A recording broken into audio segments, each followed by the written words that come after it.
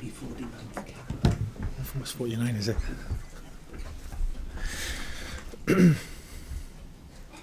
Just to clarify, the 50 depends if you count Costa Rica or not. Some do, some don't. Remember, it was Gary's memorial game and Chris took charge of that. Well, it counted when I lost my first 4 games, and now it don't count, so...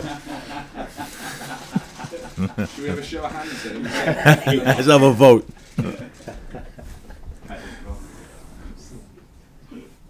Rob?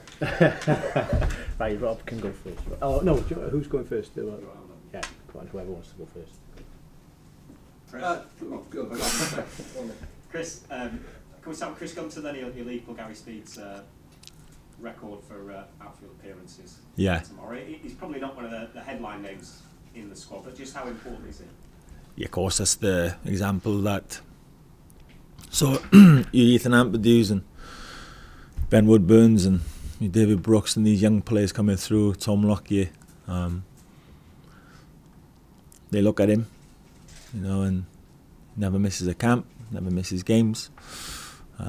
Is he 27, Chris? Is he 27? And he's got 85 caps, and that's how you do it. No shortcuts.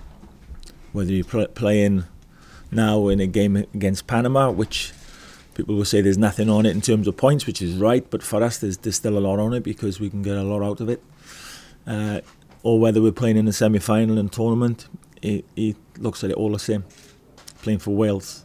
And yeah, he's a great example to the younger players. And we've got other players like that as well, also who never miss, you know. And other players who don't get mentioned really. Players like Sam Vokes and Andy King never ever miss, never miss. Yeah, that's you know, it's a plus for us, and for him to get 85 caps, and he's the captain on the night, is fitting to equal somebody like Speeds. Yeah, it'd be good for Chris. We know you're going to make changes tomorrow night. No Aaron Ramsey. Can you just talk us through that? Was that something that was agreed with Arsenal? Yeah, that was even before, you know. I think he's, because of his loading, coming into the camp, we knew we were only going to have him for France. So no matter how he felt afterwards, we decided it'd be one game for Aaron. So he's gone back, he's okay. He came through the game okay. But I think coming into the camp, because of what's been happening with him at Arsenal, in terms of his fitness, we thought one game would be better than 2. So that was the thinking. He's gone back to Arsenal, and he'll be available for them for the weekend. You talked about the transition period that is coming up for Welsh football and getting some experience for the younger players. With that in mind, is that almost more important than the result tomorrow night, getting them on the pitch and getting them the experience?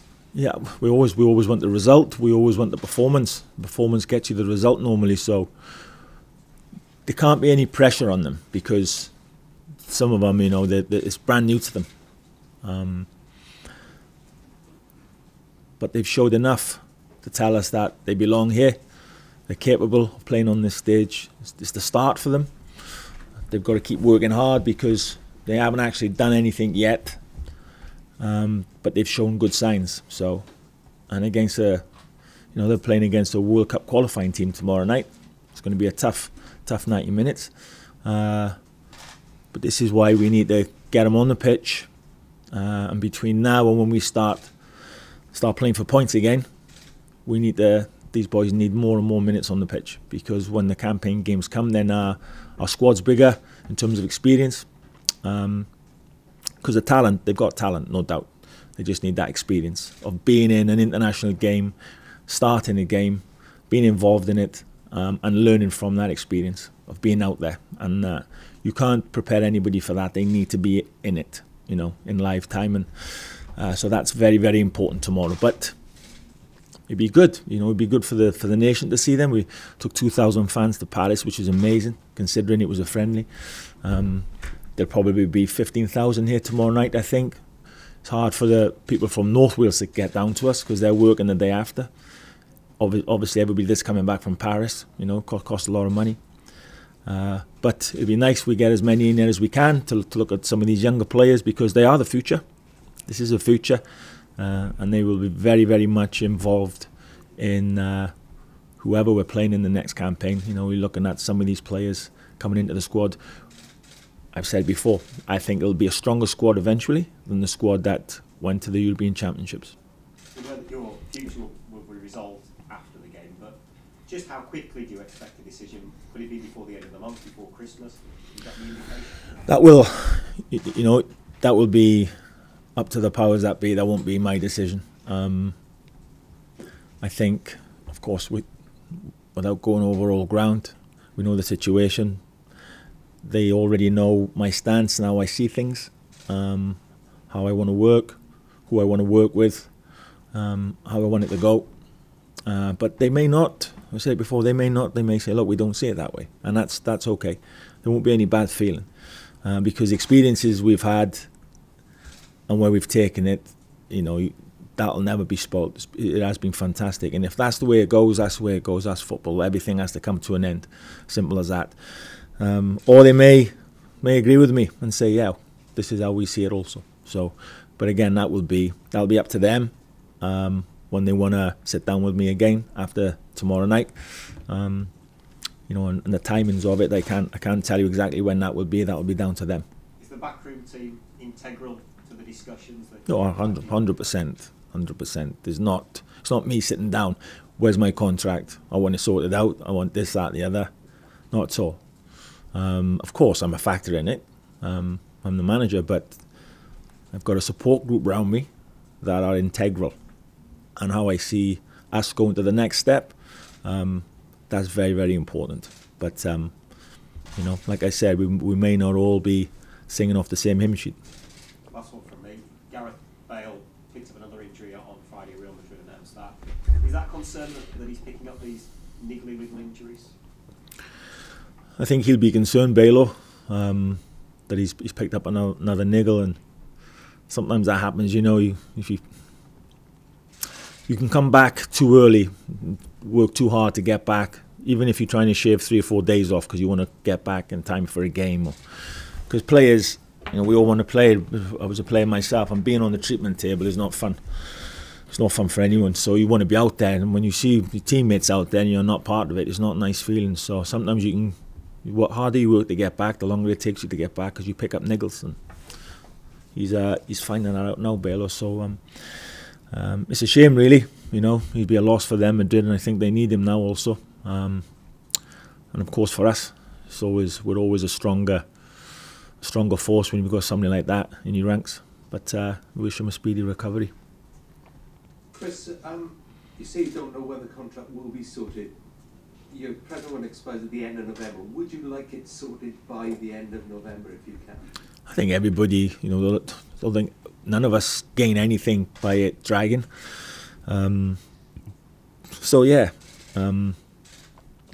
if it's sorted by then, great. You know, there's a clause in the contract, as you just mentioned, Rob. So, but it's impossible, you know, for me to say, yeah, you know, this is going to be sorted out. No, I don't know, and they don't know until we resume talks, you know. So whenever that's going to be, I would imagine it'll be pretty quickly after tomorrow night. Has it felt like? Does this feel like a final game to you? I did an interview earlier and I was asked the same question. I'm probably so programmed when I come on camp with Wales in how we do things and how we prepare and how I focus, and there's a high level of focus on preparation and performance, and it's no difference to me. We haven't done anything different in terms of how we're looking at the opposition, the way we set ourselves up, and that's really dominated my thinking. You know, I don't think, oh, this could be my last game, and I haven't thought that. No, I really haven't. I think I may have to change the formation to this. I may have to change this personnel there. I will change it there. That's what really is dominating my thinking. And the Panama manager named his side last night. Any thoughts? No, I think it was it's new, isn't it? I think don't look at me as if I'm going to tell you my team. Exactly Yeah, right, yeah. We'll have a young team, so we'll have a lot of experienced players not playing. I can tell you that. So you can probably build the team yourself. But I think the reason I don't do that is because I like to talk to players the day before the game, just to give them a little inclination what's needed. And I haven't talked to our guys yet about who's exactly doing what. One or two conversations, but I'll speak to them first. But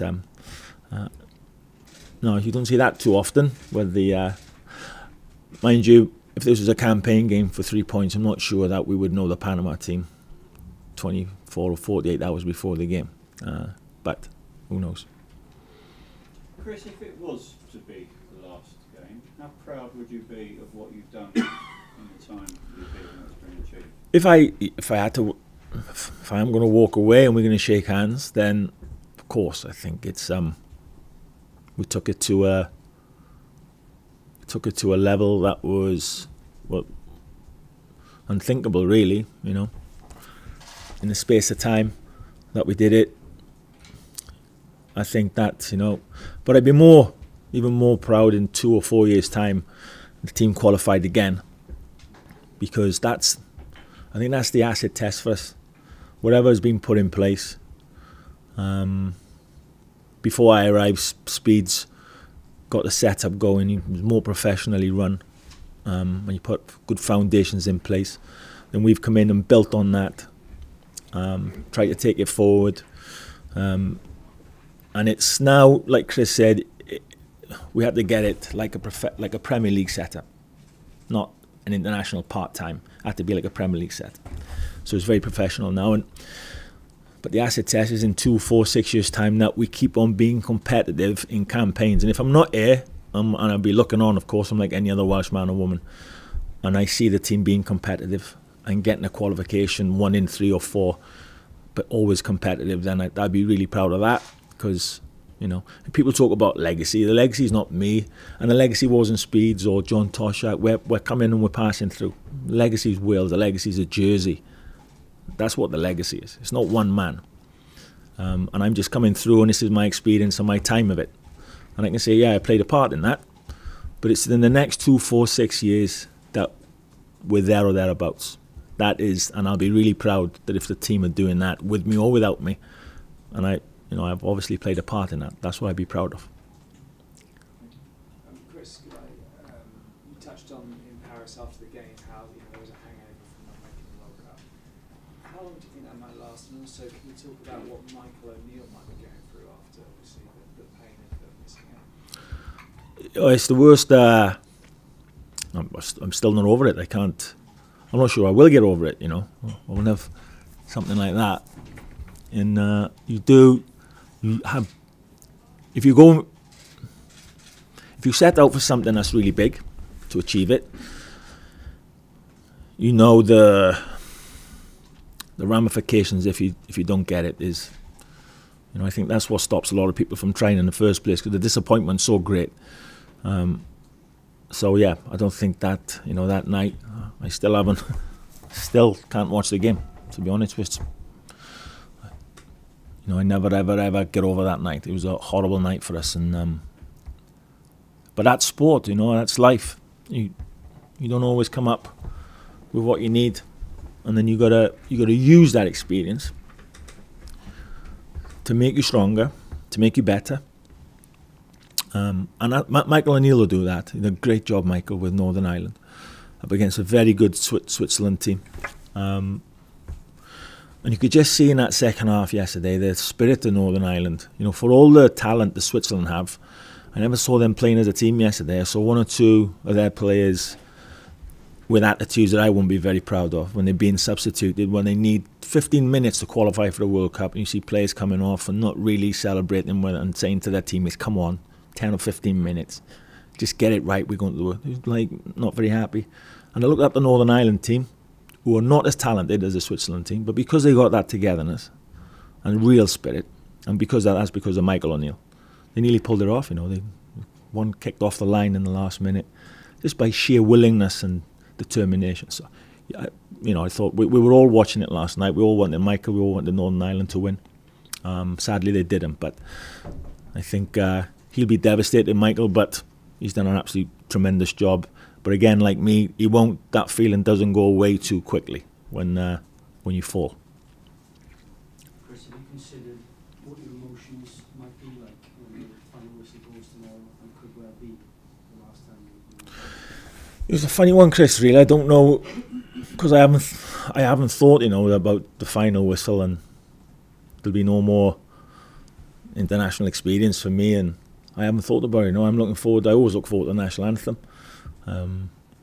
Always look forward to watching our guys standing there, ready to go against the opposition. And I don't know what it's going to be like. I haven't thought about it. Like I said earlier, I only think about what I need to do during that 90 minutes to keep the boys performing and trying to get a result. Okay. Chris, Well, we'll take one last question. thanks. Since you last spoke about the match, there's been quite a lot of speculation about him maybe coming back to the Premier League. I wondered if you have an opinion on that, or the Oscar. I'd like to see Gareth wherever he's going to be happy.